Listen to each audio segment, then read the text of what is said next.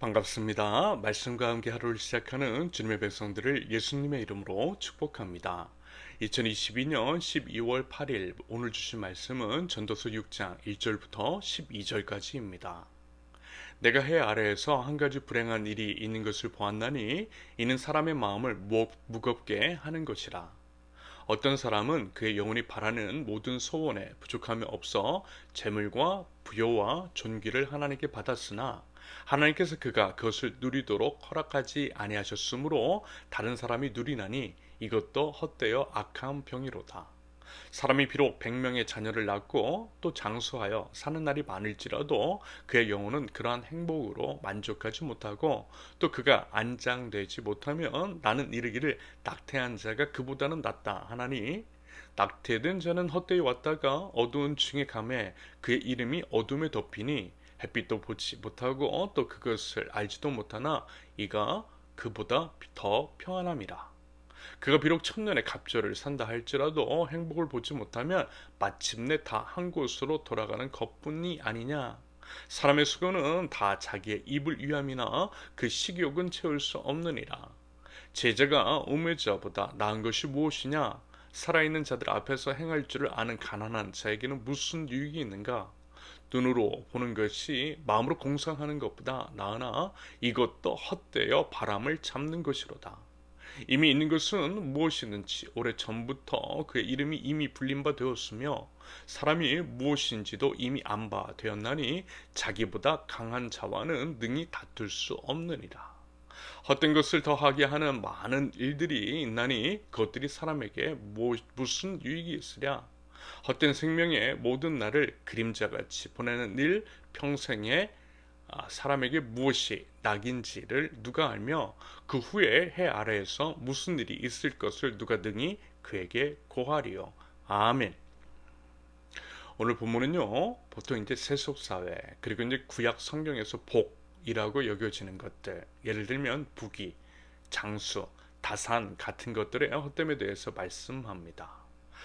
참고로 이제 구약에서 말씀하고 있는 복의 개념이 사실 이제 세상에서 이야기하는 복의 개념과 다르지 않음을 발견할 수 있을 거예요. 그래서 가끔은 혼돈이 되기도 하죠. 예수 그리스도께서 말씀하셨던 복이라는 것. 신약 성경에서 말씀하고 있는 복의 개념과는 분명 이질적인 것이 있기 때문입니다. 일단요, 예수님께서 이제 말씀하시고 신약 성경에서 드러나고 있는 복의 개념 이런 겁니다. 예수 그리스도를 위해서 당하는 고난, 하나님의 나라를 위해서 당하는 이 땅에서의 환난과 핍박 같은 것들 바로 그것이죠. 그것들이 복인 이유는요, 그러한 것들이 영원한 하나님 나라에서의 삶을 예비하는 것들이기 때문입니다. 영원한 것을 위해 영원하지 않은 것들을 포기한 사람들에게 우리 하나님께서 더 큰 상급으로 화답하실 것은 참으로 상식적이고요, 합리적인 생각입니다. 그래서 사도 바울이 이런 말씀했던 거예요. 로마서 8장 18절, 생각건대 현재의 고난은 장차 우리에게 나타날 영광과 좋게 비교할 수 없도다. 여러분, 이 믿음이 있기 때문에 우리가 이제 기꺼이 예수 그리스도를 위한 십자가를 짊어질 수 있는 것이겠죠. 여러분, 이 믿음이 있으시죠? 말하자면 이것이 예수님을 통해서, 그리고 이제 신약 성경에서 말씀하고 있는 복이라는 겁니다. 반면에 구약 성경에서 이제 말씀하고 있는 복의 개념이라는 것, 구약 성경에서 등장하는 인물들이 받은 복, 그들의 이제 경험한 형통, 성공 같은 것들은 분명 이런 것들이 지배적입니다. 돈 많이 벌고, 권력 갖고, 오래 살고, 많은 자손들을 갖는 것. 아브라함도 그랬고요, 이삭도 그랬고요, 야곱도 상당히 많은 일들이 그랬습니다. 이 점에 대해서는요, 아주 간단하게 생각해서 이렇게 이제 이해하면 어떨까라는 생각이 들어요. 여러분, 그 당시에는 성경이 없었잖아요. 지식 수준도 교육 수준도 사회 의식 같은 것들도 지금보다는 훨씬 낮았습니다. 그런다고 할 때 여러분, 그 당시 사람들은 눈에 보이는 것들이 전부였겠죠. 보이는 것으로 겉으로 드러나는 모습으로 판단을 하고 신앙을 갖게 되는 경우들이 많았더라는 겁니다. 아무래도 그래서 하나님을 믿기 위해서는 그런 것들이 있어야 한다라는 거예요. 하나님을 믿으면 잘 된다, 뭐 이런 게 있어야지. 안 그러면 안 믿는 경우들이 지금보다는 훨씬 많았을 것 같아요. 왜요? 수준이 낮은 사회였기 때문에. 사실 이 부분은요, 지금도 유효하지 않나라는 생각이 들어요. 그래서 소위 가난한 사람들에게 복음을 전한다라고 할 때 그들보다 지금의 그들보다 더 큰 힘듦이 있는 사람이 그 힘듦이 있는 사람들이 복음을 전한다라고 한다면, 그것이 복음이라고 한다면, 그것이 복이라고 한다면, 과연 여러분 그런 사람들이 여러분 그것을 복음으로 여길까요? 아니요, 저는 그렇게 생각하지 않아요. 힘든 사람들은 안 그래도 힘든데 지금보다 더 힘들게 되는 것을 선택하는 것을 복음으로 여기가 쉽지 않을 겁니다. 다시 말해서 그들에게는 뭔가 좀 수월한 것, 뭔가 좀 형편이 나아지는 것, 부유한 것들을 보여줘야 그 연약한 마음이 만져지고 복음을 복음으로 받아들일 여지가 생길 것 같아요. 이런 맥락에서 하나님은요, 그 연약함을 일부 인정하시고 그와 같은 방법을 사용하시도록 일부 용인하시는 것 같다라고 하는 생각이 들었습니다. 이런 이유에서 빈민가에서는 순복음 계열에서 이야기하는 삼중 축복 있잖아요. 이런 것들이 속된 말로 먹혔던 거예요. 하지만 여러분 그것으로만 그치면 안 되겠죠. 우리 신앙은 기복적인 것이 아닙니다. 오히려 어느 정도 수준이 올라가면 현세의 복을 넘어서 하나님 나라의 복, 다시 말해서 영원한 것을 위해서 영원하지 않은 것을 포기할 줄 아는 그 믿음의 지경에까지 이르는 것이 맞는 거예요. 하나님의 나라를 위해서, 우리 주 예수 그리스도를 위해서 기꺼이 고난의 길, 십자가의 길을 선택하는 지경에 이르러야만 한다라는 겁니다. 현재 이제 한국교회의 비극, 타락의 요인이 바로 여기에 있는 것 같아요. 이미 가난을 벗어났음에도 불구하고 여전히 결코 만족할 수 없는 현세의 복, 물질에 대한 욕망을 아직도 멈추지 못하고 있더라는 것. 비유를 들자면 구약을 넘어서 예수 그리스도를 통해 신약으로까지 나아가야 되는데, 구약, 그것도 이제 맨 앞장 어린아이 수준에 머물러 있는 것으로 볼 수 있겠다라는 거예요. 이 부분은 우리 각자가 진지하게 숙고해 봐야만 하는 것이겠습니다. 아무튼 이제 오늘 본문은요, 그와 관련된 이야기를 하고 있는 겁니다. 모두가 복이라고 생각하는 재물이 아무리 많은 자녀들을 얻어도 헛된 것일 수 있음을 짚어주고 있는 거예요. 참고로 자녀가 많은 것을 복이라고 여겼던 것은요, 이 때문입니다.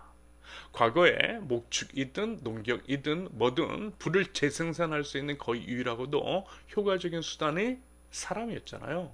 사람 한 사람 한 사람이 생산 수단이었습니다. 사람이 불을 창출했어요. 인력이 불을 창출했다라는 겁니다. 그러므로 자녀들이 많다라고 하는 것은 불을 축적할 수 있는 생산 수단이 많다라는 것이고요. 그래서 자녀가 많은 것을 복으로 여겼던 겁니다.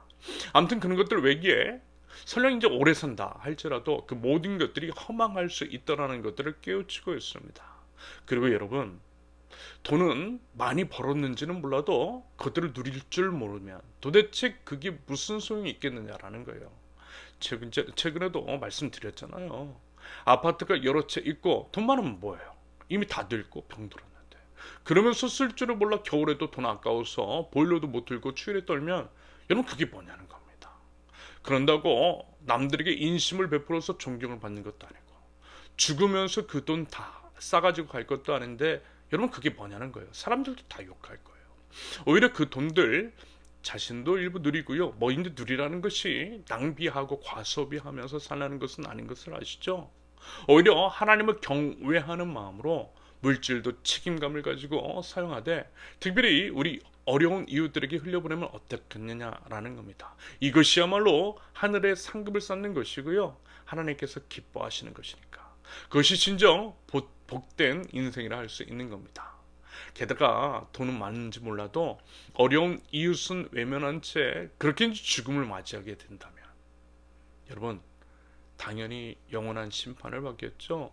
이 땅에 살면서 돈은 모을 줄만 알았지 누리지도 못하고 찌들어 살았으면서 죽어서도 영원한 심판에 이르게 되고 도대체 이게 뭐냐는 겁니다. 여러분 그런 인생이라면 전도서 기자의 표현처럼 차라리 낙태된 자가 오히려 태어나지 못한 자가 오히려 이제 그 사람보다 나을 수 있는 겁니다. 그리고 이런 게 있어요. 7절의 표현 딱 그대로입니다. 여러분 우리의 욕망 과연 채워지던가요? 만족이 있어요? 아니요, 없어요.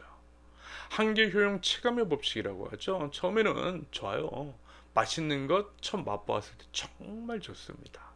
그런데 한 숟갈, 두 숟갈 넣으면서 어때요? 그 만족감의 정도는 점점 줄어들어요. 그러면서 결국에는 실증납니다. 다 그래요. 그래서 더 큰 자극을 찾죠. 하지만 그것도 결국 한계의 효용 체감을 경험하고 더 큰 자극을 찾아 나서요. 그러다가 손을 대서는 안 될 것들을 손을 대고 자신의 몸과 마음과 인생을 송두리째 망가뜨리는 경우들이 너무 많더라는 거예요. 여러분, 우리 주변이나 드라마, 영화를 통해서 자주 봤잖아요. 여러분, 이것을 신학적으로 말씀을 드리면 파스칼이 이런 표현을 했어요. 우리 인간의 영혼 가운데는 하나님만이 채우실 수 있는 빈 공간이 있다. 우리 인간의 영혼 가운데는 하나님만이 채우실 수 있는 빈 공간이 있다라는 거예요. 여러분, 그 어떤 것도 그 공간 채울 수 없어요. 우리의 욕망 결코 만족감이 없는 이유입니다. 오직 하나님만이 그 빈 공간을 채우실 수 있으시고요. 하나님으로 채울 때에 비로소 만족감이 있는 겁니다. 그러므로 다른 것 찾지 마세요. 오직 하나님만을 찾고 하나님 안에서 참 만족, 참 평안을 누리실 수 있기를 바랍니다. 그럴 때에 하나님께서 주신 것들에 만족하며 그것들을 누리고 감사할 것입니다. 이웃들에게 우리 하나님께서 이미 주신 것들을 나눔으로써 하나님에 대한 감사를 표현할 수 있게 될 것이라고 믿습니다. 더불어 10절부터 기록되어 있는데요. 즉 피조물의 한계를 극복할 수 있는 것, 해 아래 어떤 것이 참된 낙이며 죽음 이후에 어떤 일이 일어날지에 대해서 명확하게 답을 해주실 수 있는 분도 오직 하나님밖에 없음을 여러분들 꼭 기억하실 수 있기를 바랍니다. 전도서, 사실 성경에서 계속 반복되는 말씀이죠. 하나님을 경외하는 것이 참된 지혜인 것이고 복된 인생임을 꼭 기억하실 수 있기를 바랍니다. 그래서요, 오직 하나님만 바라보고 하나님으로 만족하며 살아가는 저와 여러분들, 하나님 나라 백성들 모두가 되실 수 있기를 예수님의 이름으로 축원합니다. 자, 이제 함께 기도합니다. 오직 주님만이 우리의 모든 것이십니다. 다른 것이 아니라 오직 하나님을 갈망하게 하시며 그 갈급함 하나님 오직 주님으로만 채워 주옵소서. 헛된 시선 십자가에 못 박게 하시며 채워지지 않는 욕망을 채우려고 헛된 인생을 낭비하는 것이 아니라 모든 만족 우리의 생명 주님께 있음을 믿고 오직 우리 주님 바라보고 우리 주님 원하시는 것들을 위해서 제 모든 것들이 믿음을 증명해낼 줄 아는 하나님 나라 백성들 저희들 수 있도록 우리 하나님 인도하여 주옵소서. 이미 주신 것들에 만족하고 감사하며 주신 것들을 감사로 누릴 뿐만이 아니라 주변 이들도 함께 누리게 할 수 있도록 주신 것들을 나누는 자 축복의 통로로서 하나님 저희를 사용하여 주시옵소서. 예수 그리스도의 이름으로 기도합니다. 아멘. 하나님께서 오늘 주신 말씀과 가지고 나오신 기도 제목을 놓고 우리 잠시 기도하는 시간 갖도록 하겠습니다. 함께 기도합니다.